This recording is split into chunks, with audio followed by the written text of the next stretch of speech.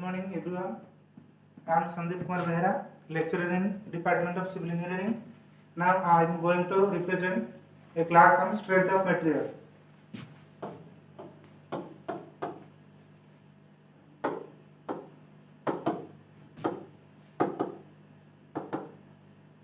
So what is strength of material?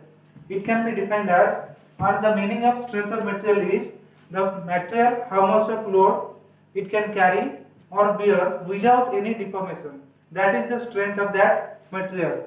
Simply we can say the bearing capacity of any material is known as strength of that material. So to know the strength of a material, first of all we have to know what are the properties or what are the mechanical properties of that material. So let me explain what are the mechanical properties of material.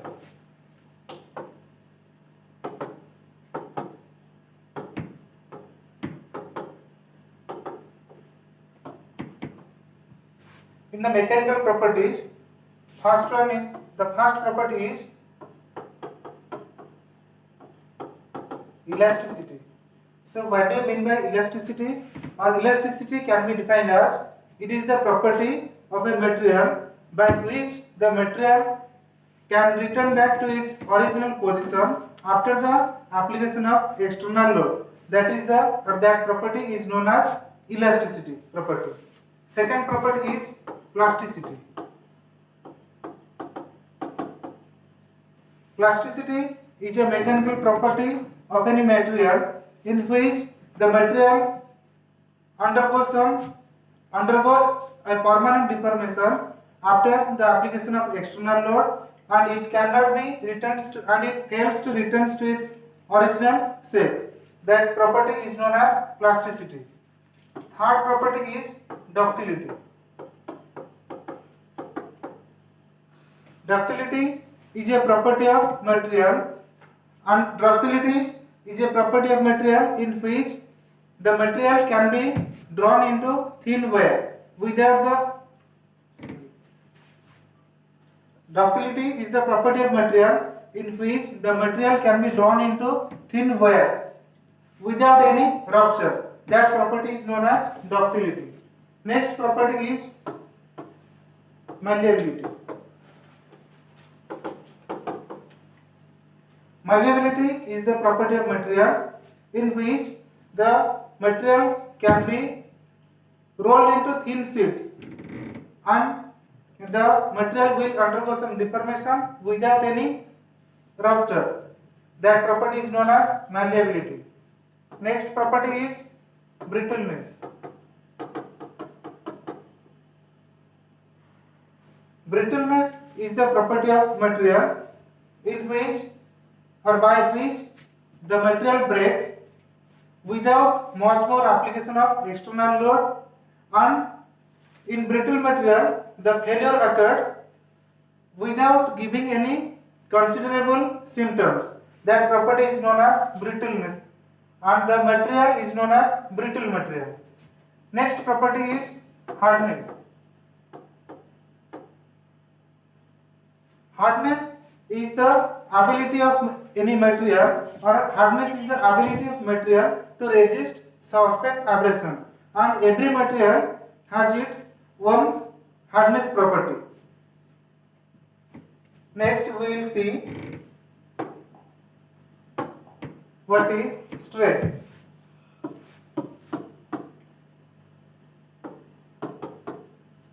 So what is stress? Stress can be defined as, in an elastic body, whenever some external applied loads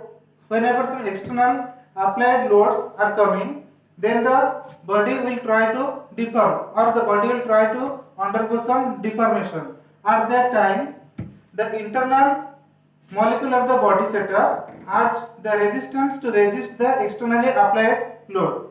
At that time, the stress is the total load, or the stress is the load coming for cross-sectional area, and stress is denoted as sigma and can be defined as P by A, where P is your total load, and A is cross sectional area.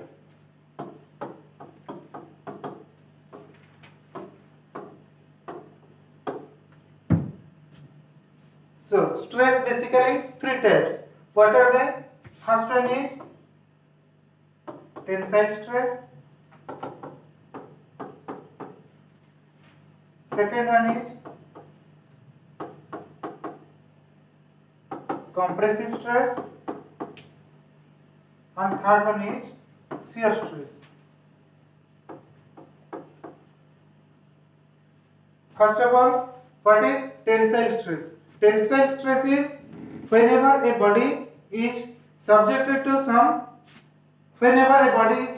to two equal and opposite pulling forces, and the line of action is straight. At that time, the stress induced is known as tensile stress. Suppose this is the body, and according to definition, two equal and opposite pulling forces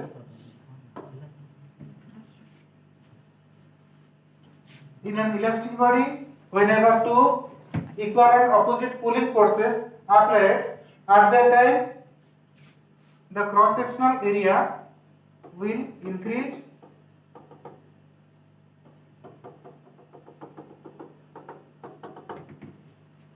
the length of the body will increase and the cross sectional area will decrease. This type of stress is known as tensile stress. Exactly in case of compressive stress, what happens?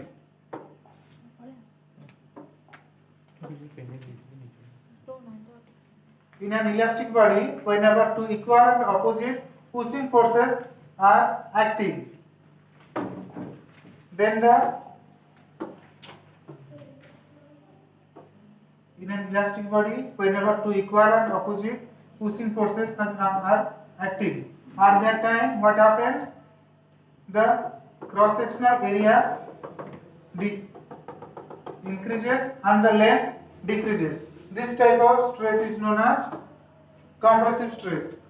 And next one is shear stress. Shear stress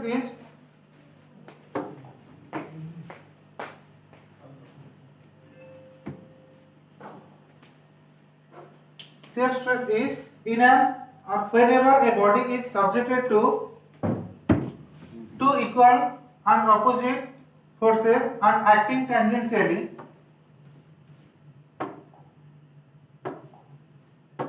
Suppose this is our rigid plane, and in a plane there is a body, and two equal and opposite forces are acting. Suppose the force is P, and they are acting tangentially. At that time what happens? The body will try to shear off the section.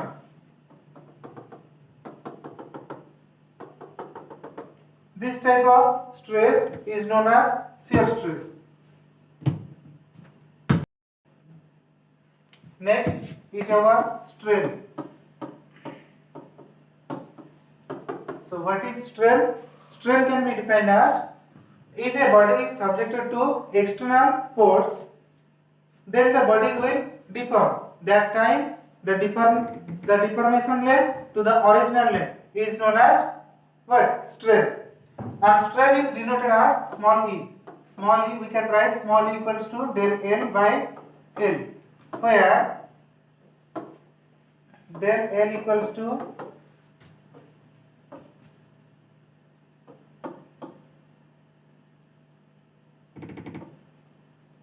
change in length, and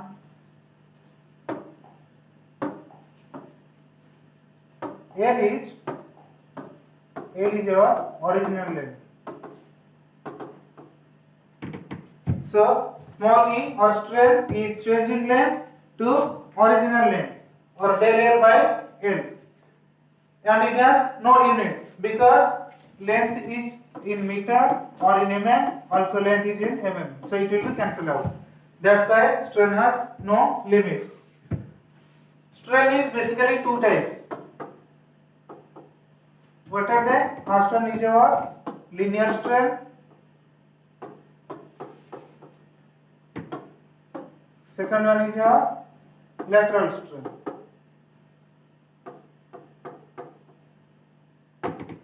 So what is linear strain? Linear strain is nothing but the deformation length in horizontal direction is known as linear strain, or we can write it as simply del L by L. Linear strain occurs in horizontal direction.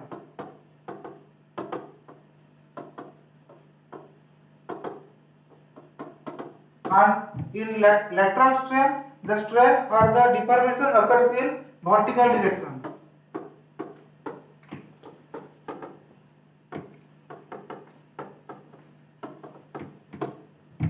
We can write lateral strain as delta B divided by B, where delta B is change in width. This B is original width. This is our strain. Basically, two types. Okay. After knowing stress and strain, now we can draw the stress strain diagram.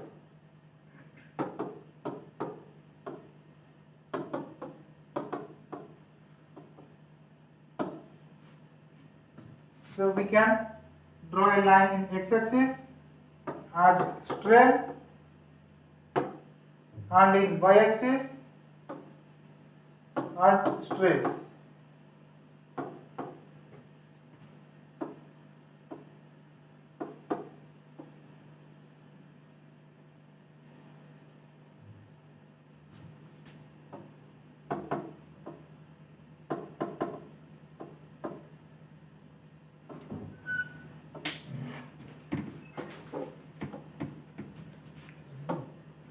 This point is A, B, C, D and E. Where A point is limit of proportionality,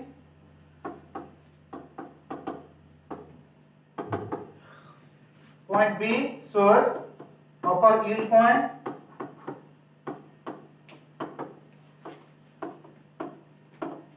point C shows lower yield point,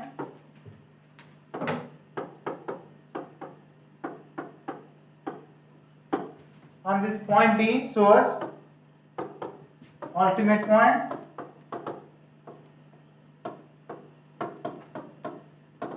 and point E shows breaking point.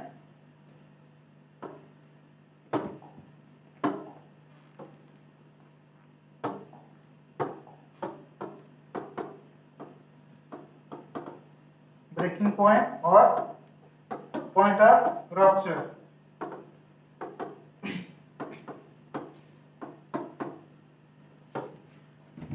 This is the stress strain diagram of a mild steel material. Next, we will see how many types of beams are available.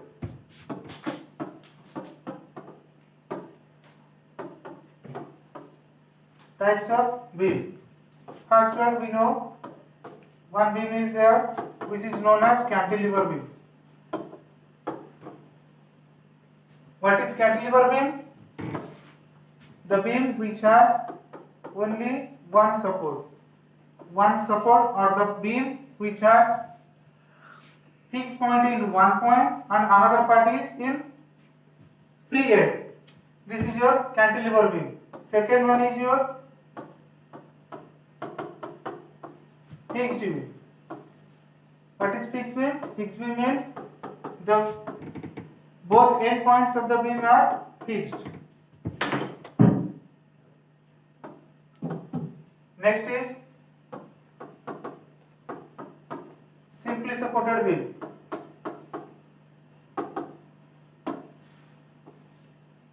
Simply supported beam means what? A beam having one end is pin and another end is roller support. Next type of beam is overhanging beam.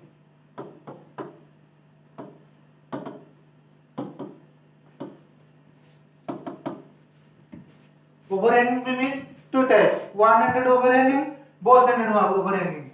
Just like two supports and this end is free. So we can name it as one-ended overhanging beam. And another type is both-ended, means two supports are there but both the ends are free. So we can name it as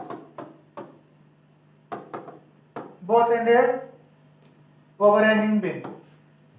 Next type, number 5 type is what? Continuous beam. Continuous beam means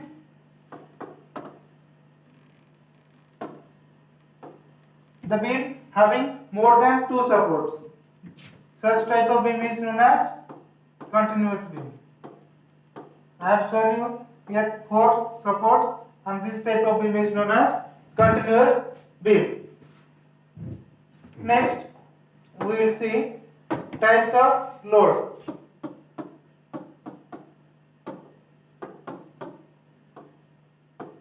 Basically we know 3 types of loads are there. First one is our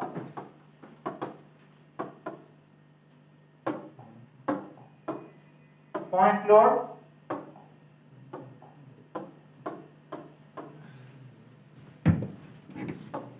Point load is,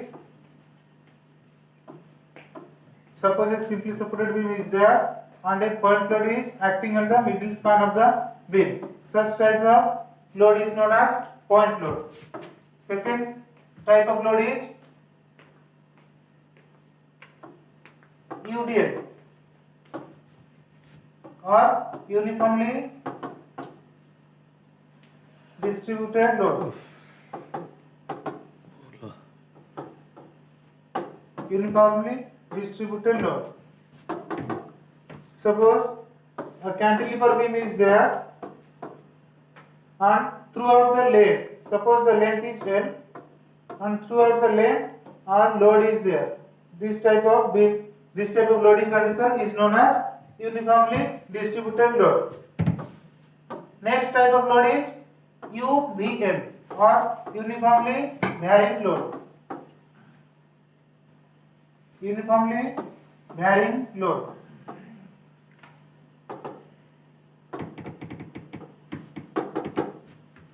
Suppose a beam is there, same cantilever beam is there, and the load acts like this type. We can say it as uniformly varying load. Next, we will see what is shear force.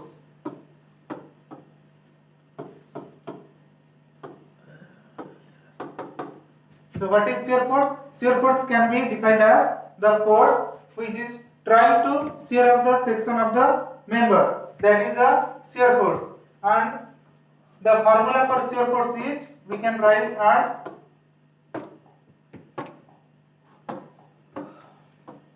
shear force, we can write summation of all vertical forces. Summation of all vertical forces is known as shear force. Next, what is bending moment?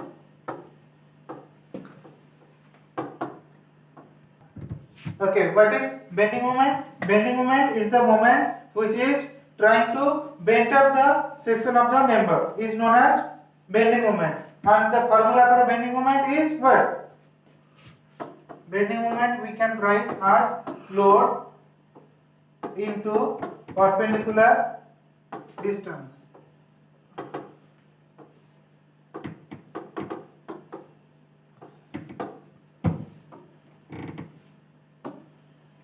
So whenever we are going to calculate the value of shear force and bending moment, in any type of beam. So we have to know the sign conversion. Yes or no? So you have to remember sign conversion for shear force and bending moment. Only simply remember that first one is RON and second one is LUP. RON means what? Right side upward negative, and loop means left side upward positive. Simply remember these two sign conversion method. Okay. Let's take an example and we will calculate the shear force and bending moment value. Suppose we are taking a cantilever beam. I am here taking a cantilever beam.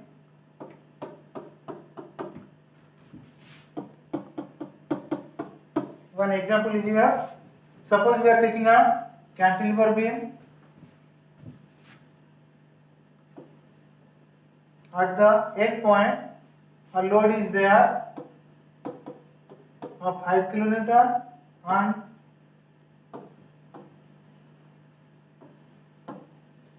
within the distance 1.2 meter from the fixed end there is a load acting of 10 kN and suppose this length is 0.8 meter. Now we have to calculate the value of shear force and bending moment.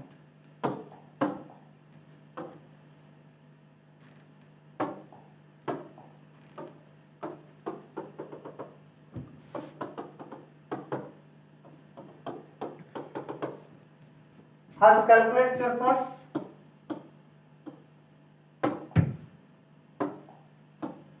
We know the formula for shear force. So shear force, suppose this point is A, this is B and this one is C. So from at shear force at C point is how much? Only the summation of all vertical forces. At C point only one load is there of 5 kN. So the shear force at C point will be only 5 kN. And shear force at B point will be how much? 5 kN plus 10 kN. It will be 15 kN. And shear force at A point will be how much? Only these two loads are here. No any force is there at A point. So only 15 kN will be at A point. Next, we have to calculate the bending moment.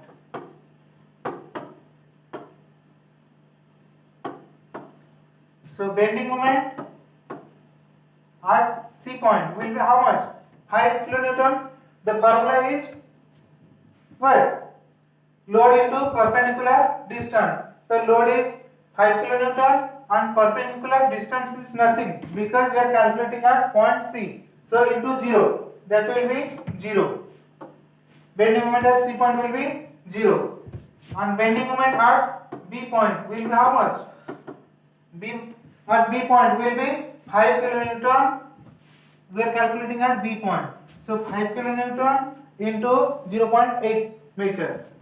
And it will, according to sign conversion, it will be in negative sign. 5 kN into 0.8. It will be 4 kN minus 4 kN meter. So bending moment at A point will be how much? Minus 5. It will be minus 5 into 0. So bending moment at A will be minus 5 into 2 plus it will be minus 10 into 1.2. Here it will be plus or minus, plus into minus will be minus. We can directly write it here as minus sign. And the value will be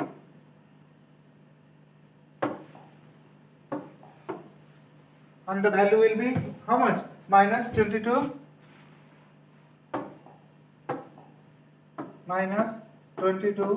kilonewton meter. So according to the value, we can draw the shear force and bending moment diagram. Here I am drawing the shear force diagram.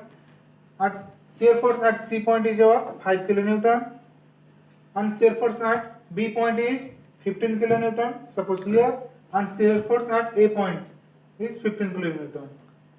So the diagram will be like this, and it will be positive sign.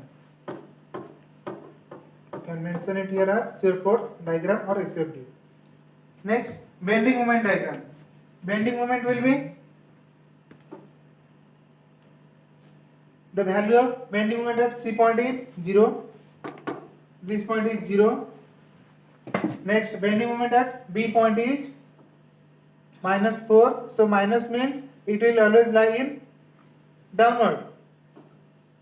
This one is our 4 kilonewton, and bending moment at A point is 22.